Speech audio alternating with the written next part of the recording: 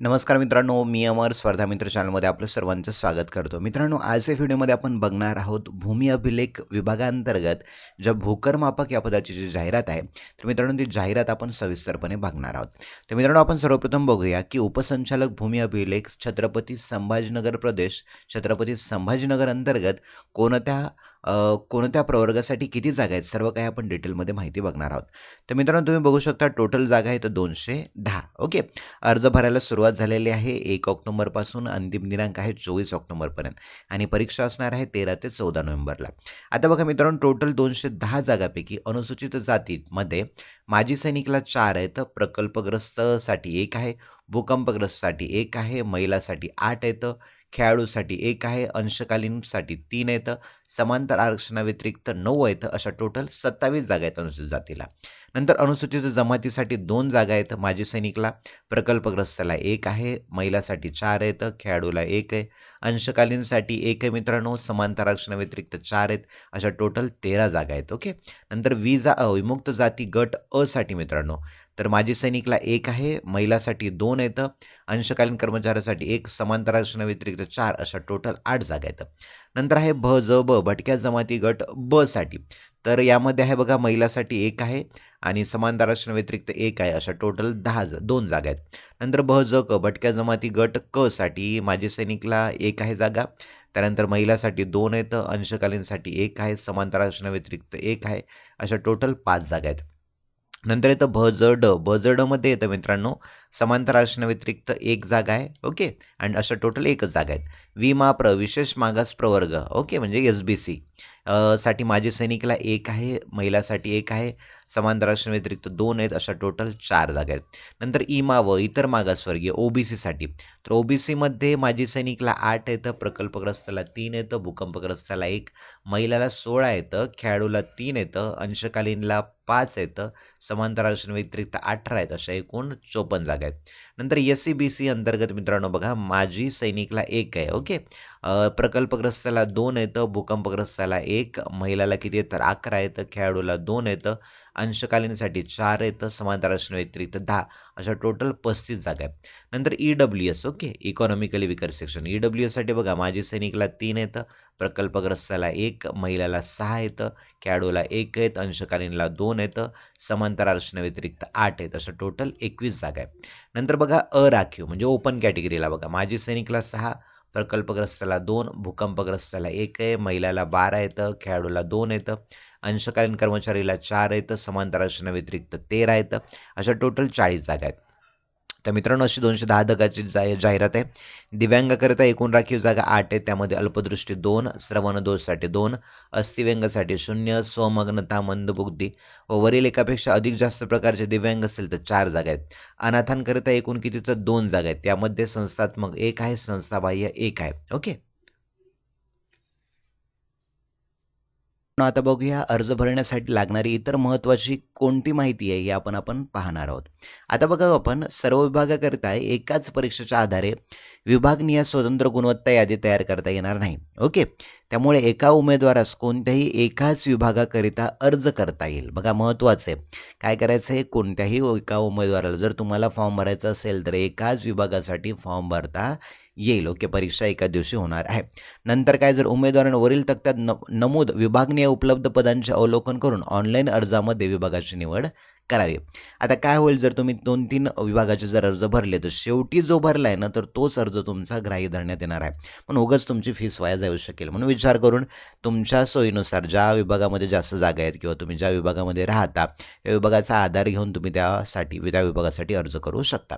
आता वयोमर्यादा आणि शैक्षणिक अर्हता काय आहे, तर बघा, उमेदवाराने अर्ज सादर करण्याच्या अंतिम दिनांकास म्हणजे 24/10/2025, जसं की तुम्हाला सांगितले 1 ऑक्टोबरला सुरू आहे आणि 24 ऑक्टोबर 2025ला अंतिम आहे. यानुसार त्याची डेट ऑफ बर्थ वगैरे असली पाहिजे.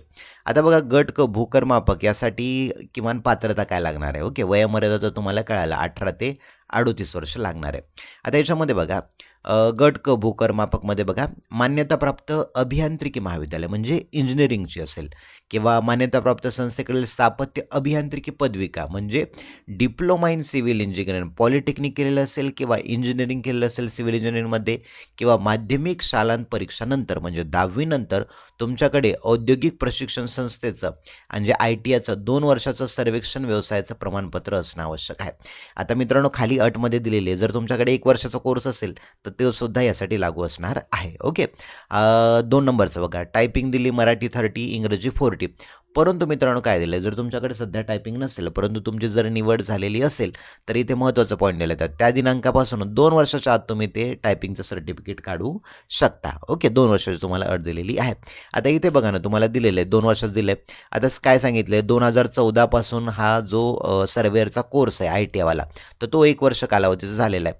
मग त्यानुसार अभ्यासक्रम पूर्ण करून त्यावरचे वैध प्रमाणपत्र धारण करणारे उमेदवार पदाकरिता अर्ज करण्यास तसेच परीक्षेस बसण्यास पात्र असतील. ओके मग ज्यांचं 1 वर्ष सर्वेअर असेल झालेलं असेल तर ते सुद्धा हे अर्ज भरू शकतात. ओके आता वयोमर्यादा तुम्हाला कळाली तर वयोमर्यादा समजा 18 ते 38 आहे परंतु जे प्रकल्पग्रस्त दिव्यांग असतील माजी सैनिक असतील किंवा अंशकालीन असतील त्यांच्यासाठी वेगळी वयाची मर्यादा असणार आहे. ओके तुम्ही स्क्रीनवरती बघू शकता.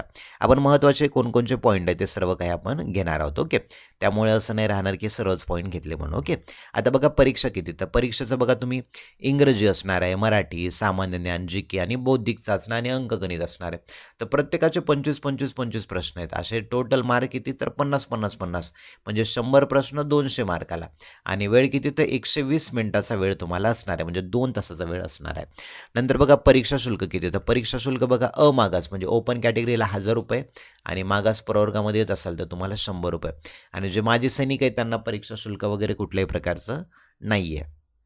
ओके आणखी काय काय महत्त्वाचं लागणार आहे आपण ते बघणार आहोत. ओके आता बघा निवडीचे निकष काय दिले तर परीक्षा कधी तर कम्प्युटर बेस्ड टेस्ट असणार आहे 13 ते 14 नोव्हेंबरला परीक्षा असणार आहे. जर तुम्हाला गुणवत्ता यादीमध्ये यायचं असेल तर जे 200 मार्काचा पेपर आहे त्यामध्ये किमान 45% गुण प्राप्त करणे आवश्यक असणार आहे.